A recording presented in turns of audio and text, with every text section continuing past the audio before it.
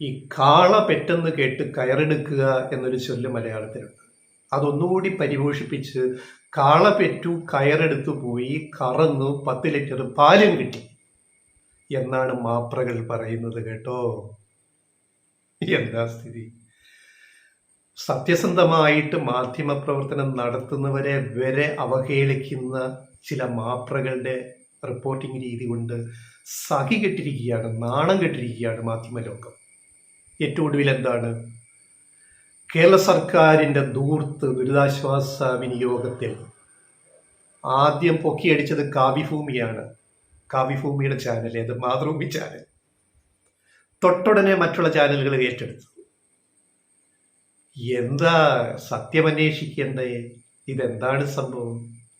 Estimate cost എങ്ങനെ actual cost ആകും? കേന്ദ്രം കേരളത്തിന് തരേണ്ടുന്ന വിഹിതം, ഫണ്ട്, ദുരിതാശ്വാസ പുനർനിർമ്മാണത്തിന് വയനാട്ടിൽ മടിക്കയിലും ചൂരൽമലയിലും അതിൻ്റെ ഒരു പ്രപ്പോസ്ഡ് എസ്റ്റിമേറ്റ് കേരളം കേന്ദ്രത്തിന് കൊടുക്കണം നിയമപ്രകാരം. ഏത് നിയമപ്രകാരം? അതായത് SDRF പ്രകാരം, അതായത് സ്റ്റേറ്റ് ഡിസാസ്റ്റർ റെസ്പോൺസ് ഫണ്ട്.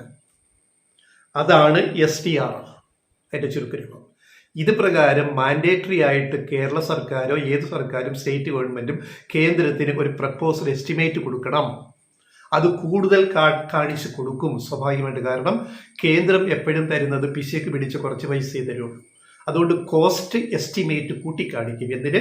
പുനർനിർമ്മാണത്തിന്, വയനാട്ടിൽ പുനർനിർമ്മിക്കാൻ ഒരു വീടിന് ഇത്ര ആവും, അല്ലെ ഒരു റോഡ് പണിയുന്നതിന് ഇത്ര ആവും, അല്ലെ കൃഷി സഹായം ഇത്ര കൊടുക്കണം, നഷ്ടപ്പെട്ട കൃഷിയുടെ പരിഹാരമായിട്ട്, നഷ്ടപരിഹാരമായിട്ട്. ഇതിനൊക്കെ ഒരു മാൻഡേറ്ററി ഒരു രീതിയുണ്ട്, ഒരു സംവിധാനമുണ്ട് നിയമപ്രകാരം. അങ്ങനെയുള്ളൊരു കണക്ക് ഓഗസ്റ്റ് 7 വയനാട് സന്ദർശിച്ച കേന്ദ്ര ദുരന്ത നിവാരണ പഠന സംഘത്തിന് കേരളം സമർപ്പിച്ചു. അതിന് തൊട്ട് പിന്നാലെ അടുത്ത ദിവസം പ്രധാനമന്ത്രി നരേന്ദ്രമോദി വയനാട്ടിൽ വന്നപ്പോഴും കേരള മുഖ്യമന്ത്രി പിണറായി വിജയൻ അതിൻ്റെ ഒരു എസ്റ്റിമേറ്റ് നരേന്ദ്രമോദി പ്രധാനമന്ത്രിക്ക് സമർപ്പിച്ചു. അപ്പോൾ പ്രധാനമന്ത്രി പറഞ്ഞു കൂടുതൽ ഡീറ്റെയിൽ ഒരു എസ്റ്റിമേറ്റ് കേന്ദ്രത്തിന് വേറെ അയക്കുകയും വേണം എന്ന് പറഞ്ഞ് അദ്ദേഹം പോയി. വയനാട് ദുരന്തം ഉണ്ടായിട്ട് 50 ദിവസങ്ങളായി. ഇന്ന് 50ാം ദിവസമാണ്. 5 പൈസ കേന്ദ്രത്തിൽ നിന്ന് തന്നിട്ടില്ല ഈ SDRF ഫണ്ട് വെച്ചിട്ട് പോലും. ഇതിന് ശേഷം 2-3 ആഴ്ച കഴിഞ്ഞ് പ്രളയമുണ്ടായ ആന്ധ്രയ്ക്ക് 1500 കോടിയോളം കൊടുത്തു നരേന്ദ്രമോദി സർക്കാർ ദുരിതാശ്വാസം പുനർനിർമ്മാണ പ്രക്രിയയ്ക്ക്. അവിടെ പൈസ കൊടുക്കും. കാരണം മോദിയെ താങ്ങി നിർത്തുന്നത് നായിഡു ആണല്ലോ. പിന്തുണ, തൂണ്. ആ തൂണും നായിഡു വലിച്ചാൽ ഢോ എന്ന് പറഞ്ഞ് ഗവൺമെന്റ് താഴെ വീഴും. അപ്പൊ അവിടെ കൊടുക്കും. ഇത് കഴിഞ്ഞ് പ്രളയം ഉണ്ടായ ആന്ധ്രയിൽ കോടികൾ വാരി കൊടുക്കുക. പക്ഷെ കേരളത്തിന് 5 പൈസ ഇതുവരെ തന്നിട്ടില്ല. 50ാം ദിവസം ഈ നെറികേടിനെതിരെ സുരേഷ് ഗോപിയോട് ചോദിച്ചപ്പോൾ പോയി മുഖ്യമന്ത്രിയോട് ചോദിക്കാൻ പറഞ്ഞ സുരേഷ് ഗോപിയെക്കുറിച്ച് ചർച്ചയില്ല മാധ്യമങ്ങളിൽ. സുരേഷ് ഗോപിയുടെ ഏതോ ഒരു മാപ്ര ചോദിച്ചു, എന്താണിത് കേന്ദ്രം? അത് മുഖ്യമന്ത്രിയോട് പോയി ചോദിക്കുക. ഇഷ്ടപ്പെട്ടില്ല ചോദ്യം.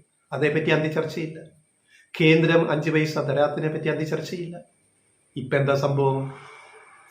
ഈ ഗവൺമെന്റ് ചെയ്ത നല്ല കാര്യങ്ങളെല്ലാം നാറ്റിക്കുന്ന വ്യാജ നുണ വാർത്തകൾ എങ്ങനെ കൊടുക്കാൻ സാധിക്കുന്നു നമ്മുടെ മാധ്യമ പ്രവർത്തകർക്ക്? നിങ്ങളെ മാപ്രകൾ എന്ന് വിളിക്കുന്നത് എന്തുകൊണ്ടാണ്? ആക്ച്വൽ കോസ്റ്റ് ആയിട്ട് ഈ പ്രപ്പോസ്ഡ് കോസ്റ്റ് കാണിച്ചിരിക്കുക.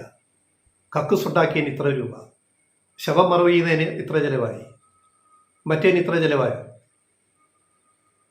ഈ ആക്ച്വൽ കോസ്റ്റ് CAG റിപ്പോർട്ടിൽ വരും കുറച്ച് കഴിയുമ്പോൾ.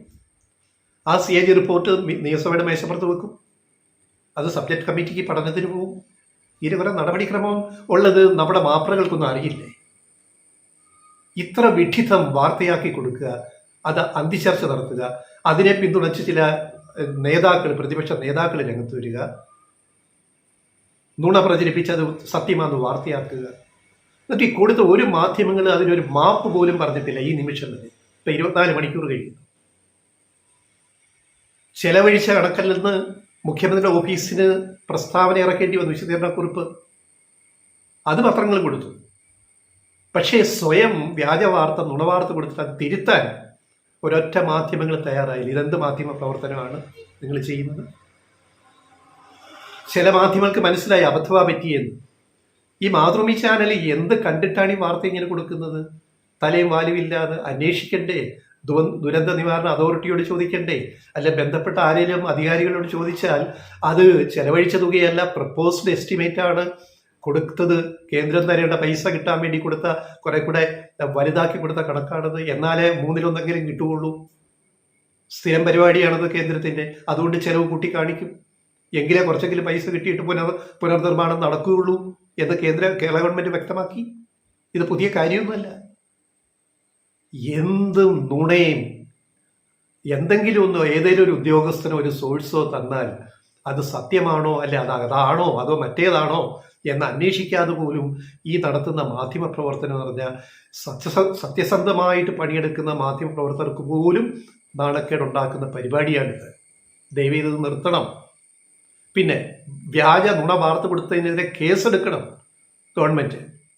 അല്ലാതെ ഇവരെയൊന്നും ഉപദേശിച്ചിട്ട് കാര്യമൊന്നുമില്ല. ഇനി ഇത് കാണിക്കും. ഇത്തരം വൃത്തികേടുകൾ വാർത്ത നൽകുന്നതിൽ ഇനിയും കാണിക്കും.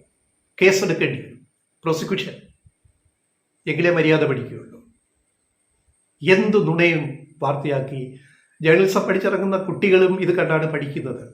ഒരു നുണയൊക്കെ കൊടുത്താൽ അത് വാർത്തയാണെങ്കിൽ അതാണ് ജേർണലിസം, മാധ്യമ പ്രവർത്തനം എന്ന് പഠിച്ചിറങ്ങുന്ന ചെറുപ്പക്കാർ പോലും വിചാരിക്കുന്ന അവസ്ഥയിലേക്ക് നമ്മുടെ മാധ്യമ പ്രവർത്തന മേഖല ഇങ്ങനെ കൂപ്പുകുത്തിയതിൽ, മൂക്കുകുത്തി വീണതിൽ സത്യം പറഞ്ഞാൽ നമ്മൾ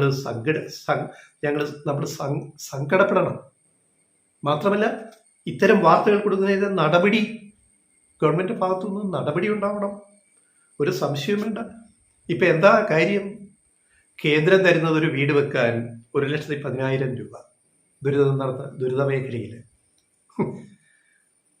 എത്രയോ വീടുകൾ പൂർണ്ണമായിട്ട് നശിച്ചൊലിച്ചു പോയി. ആ ഓരോ വീടിനും നമ്മൾ കൊടുത്ത കണക്കിൽ കേന്ദ്രം അനുവദിക്കുന്നത് പരമാവധി 1,10,000 രൂപയാണ്. 1,10,000 രൂപയ്ക്ക് ഒരു വീട് വെക്കാൻ പറ്റുമോ? നമ്മൾ സാമാന്യ ബുദ്ധിയോടെ നമ്മുടെ മാപ്രകളൊന്ന് ആലോചിക്കണം. ഒരു വീട് വെക്കണ എത്ര രൂപയാകും? അടച്ചുറപ്പുള്ള ഒരു വീട് വെക്കാൻ എത്ര രൂപയാകും? ഈ കേന്ദ്രം തരുന്ന 1,10,000 കൊണ്ട് വീട് വയ്ക്കാൻ പറ്റുമോ? പിന്നെ പണം ബാക്കി എവിടുന്ന് കണ്ടെത്തും സർക്കാർ? ഇതൊന്നും അത്ര എളുപ്പമുള്ള കാര്യമല്ല. മാധ്യമങ്ങൾ മനസ്സിലാക്കണം. വ്യാജ നുണ തള്ളിവിടുമ്പോൾ, ഒരു മര്യാദയും ഇല്ലാതെ വ്യാജ വാർത്ത എഴുതുമ്പോൾ അല്ലെ ടെലികാസ്റ്റ് ചെയ്യുമ്പോൾ ചിന്തിക്കണം, 3 വട്ടം ചിന്തിക്കണം. കുറെ കൂടെ മനുഷ്യത്വം വേണം വാർത്തകൾ റിപ്പോർട്ട് ചെയ്യുന്നതിൽ. പച്ച നുണ വാർത്തയാക്കി കൊടുക്കരുത്. അത് ഏത് ചാനലായാലും പത്രമായാലും ഓൺലൈനായാലും. ഇതൊരു ഉദാഹരണം ഞാൻ പറഞ്ഞതാണ്. വീട് നിർമ്മാണത്തിൻ്റെ അലൊക്കേഷൻ, ഇതുപോലെ പല ഒത്തിരി ഉദാഹരണമുണ്ട്. വീഡിയോ നീണ്ടുപോകുന്നുള്ളതുകൊണ്ട് ഞങ്ങൾ എല്ലാം ഒന്നും പറയുന്നില്ല. ഇത്തരം മാധ്യമ പ്രവർത്തനത്തിന് തടയിടാൻ കഴിയണം. അത് മാധ്യമ സ്ഥാപനങ്ങളിൽ തലപ്പത്തിരിക്കുന്നവർ അതിൽ ഇടപെടണം. അതുപോലെ റിപ്പോർട്ടേഴ്സ് വാർത്ത കൊടുക്കുമ്പം അതിൻ്റെ ഓതൻറ്റിസിറ്റി, ആധികാരികത ചെക്ക് ചെയ്യണം. കള്ള വിവരം സത്യവാർത്തയായിട്ട് കൊടുത്താൽ എങ്ങനെ ഇരിക്കും? ഇപ്പോൾ ഈ സംഭവിച്ച പോലെ എസ്റ്റിമേറ്റഡ് കോസ്റ്റ് എങ്ങനെ ആക്ച്വൽ കോസ്റ്റായിട്ട് മാറുന്നു? പച്ച നുണയല്ലേ വാർത്ത എന്ന് പറയുന്നത് അതിനെ കൊടുക്കുന്നത്? ഇതൊക്കെ ഒരു പുനർവിചിന്തനത്തിന് മാധ്യമ ലോകത്തിന് കഴിയട്ടെ എന്ന് മാത്രമേ ഞങ്ങൾക്ക് പറയാനുള്ളൂ.